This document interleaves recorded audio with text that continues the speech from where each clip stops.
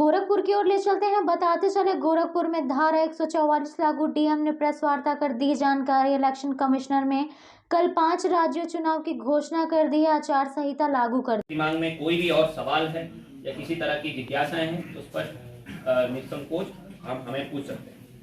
Sir, वो जो गाड़ी पर छोटा वाली झंडी लगाते हैं हम लोग, वो उसकी अनुमति है क्या? नहीं, किसी भी जैसे इसमें स्पष्ट निर्देश है कि बिना परमिशन के कोई भी डिफेसमेंट गाड़ियों का, पब्लिक प्रॉपर्टी का या किसी भी प्राइवेट प्रॉपर्टी का नहीं होगा।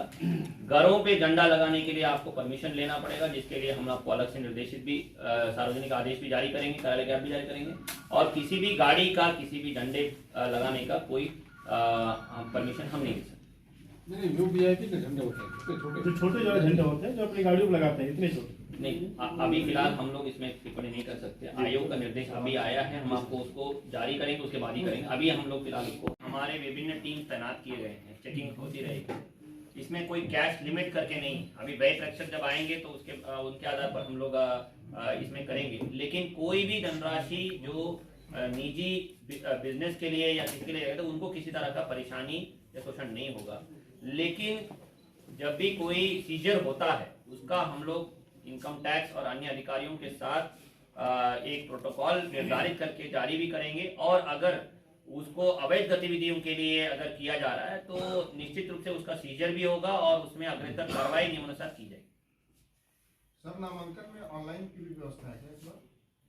नहीं, अभी तक तो ऑनलाइन नामांकन कराने की कोई व्यवस्था बताई नहीं गई है, लेकिन नामांकन के लिए हमारे पास अभी और समय है। जो अभी तक तो जो गाइडलाइन जारी हुआ है पूर्व के नामांकन प्रक्रिया के आधार पर ही है।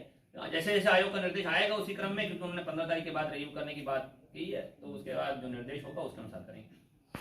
डोर टू डोर कैंपेन होता है, उसमें माननीय आयोग द्वारा अधिकतम 5 लोगों को एक साथ जाने की अनुमति दी है। उसके अलावा गाड़ियों के काफिला में भी कोई भी गाड़ी का काफिला 5 से ज़्यादा गाड़ियां एक साथ नहीं भ्रमण कर सकती। ये आयोग के निर्देश हैं। इसको 100% पालन करने के लिए हमारी टीमें, वीडियो टीमें, उड़न दस्ते सब तैनात हैं। उसकी घड़ी निगरानी करते हुए सुनिश्चित किया जाए।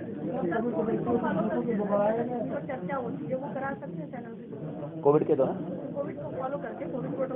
नहीं, वो उसमें कोई प्रतिबंधित नहीं है, लेकिन मैं अनुरोध करूंगा सभी मीडिया के साथियों से भी कि कोविड गाइडलाइन जो विस्तृत रूप से जारी किए गए हैं उसको जरूर पढ़ लें और उसका भी 100% पालन कराएं, क्योंकि सभी के लिए ये बहुत जरूरी है।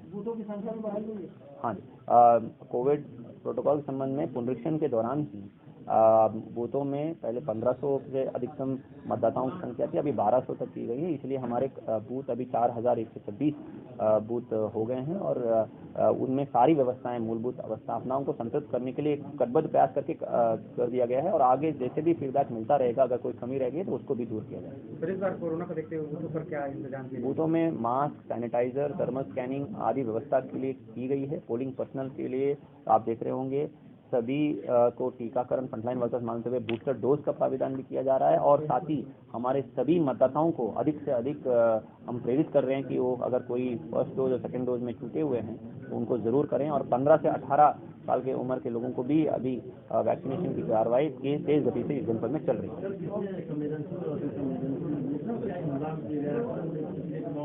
अभी पहले चरण में हम लोगों ने पुलिस और सेक्टर मजिस्ट्रेट और सेक्टर पुलिस ऑफिसर्स के माध्यम से, हमारे प्रशासन की टीम के माध्यम से वल्नरेबिलिटी और क्रिटिकलिटी का आंकलन किया है।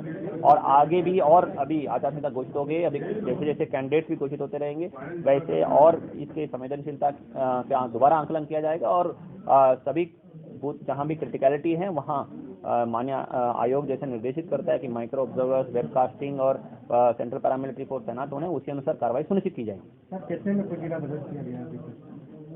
निरंतर हमारी कार्रवाई चल रही हैं, निरोधात्मक कार्रवाइयाँ, और जहां जहां हमें वहाँ गैंगस्टर, गुंडा और जिला बदर की कार्रवाई करनी है वहाँ हम कार्रवाई सुनिश्चित कराएंगे।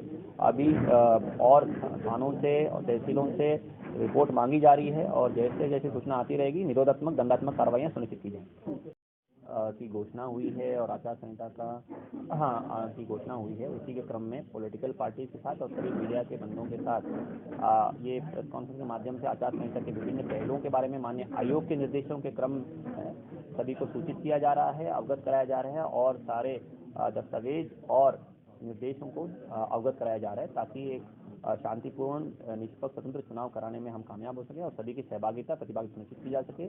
विशेष रूप से बल इस बार ये है कि मतदाताओं के सुरक्षा और उनके कोविड प्रोटोकॉल के लिए सारी सावधानियां बरतते हुए चुनाव कराया जा रहा है। माननीय आयोग द्वारा विस्तृत निर्देश कोविड प्रोटोकॉल के संबंध में और कोविड के संक्रमण के दौरान चुनाव संपन्न कराने के लिए और सारी गतिविधियां कराने के लिए निर्देशित किया गया है, उसके बारे में सभी को अवगत कराया गया है। और इस बैठक के माध्यम से, आपके माध्यम से मैं सभी मतदाताओं को आश्वस्त करना चाहूँगा कि जिला प्रशासन द्वारा आयोग के निर्देशों के क्रम में सारी व्यवस्थाएं आपके लिए बूथों पर सुनिश्चित की जा रही है।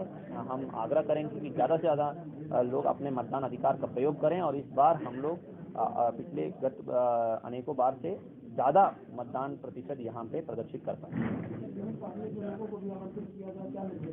आज विभिन्न पार्टियों को आचार संहिता के विभिन्न पहलुओं में घटकों के संबंध में अवगत कराया गया कि और माननीय आयोग द्वारा 15 जनवरी तक किसी भी तरह की जनसभाएं, पब्लिक रैली, रोड शो, नुक्कड़ सभाओं को प्रतिबंधित किया गया है, जिसके बारे में अवगत कराया गया। उनको अनुरोध भी किया गया कि इस कोविड प्रोटोकॉल का 100% पालन भी करें, आयोग के निर्देश का 100% पालन करें। और ये भी सभी को बता दिया गया कि कहीं पे कोई उल्लंघन मिलता है तो ज़रूर उसमें माननीय आयोग के निर्देशों क्रम में उत्तरदायित्व भी निर्धारित किया जाएगा। इसके संबंध में अवगत भी कराया गया। और पोलिंग बूथों पे जो व्यवस्था की जा रही है, सुरक्षा के दृष्टिगत जो व्यवस्थाएं की जा रही हैं, इन सब के संबंध में भी अवगत कराया गया।